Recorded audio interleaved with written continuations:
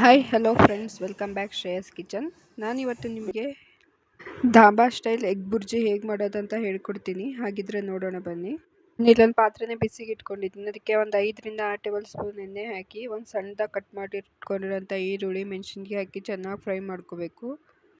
ಈರುಳ್ಳಿ ಫ್ರೈ ಆದಮೇಲೆ ಒಂದೆರಡು ಸಣ್ಣಗೆ ಕಟ್ ಮಾಡಿ ಇಟ್ಕೊಂಡಿರೋಂಥ ಟೊಮೊಟೊನ ಹಾಕ್ಕೊಂಡಿದ್ದೀನಿ.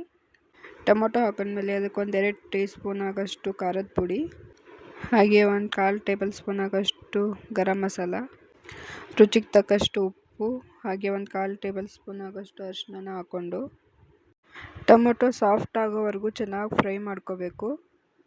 ಇಲ್ಲಿ ಟೊಮೊಟೊ ಚೆನ್ನಾಗಿ ಸ್ಮೂತ್ ಆಗೋವರೆಗೂ ಟೊಮೊಟೊನ ಒಂದು 2 ನಿಮಿಷ ಚೆನ್ನಾಗಿ ಫ್ರೈ ಆಗೋಕ್ಕೆ ಬಿಟ್ಟು, ಈ ಕಡೆ ಒಂದು ಕಡೆ ನಾನಿಲ್ಲಿ 4 ಮೊಟ್ಟೆನ ತೊಗೊಂಡಿದ್ದೀನಿ.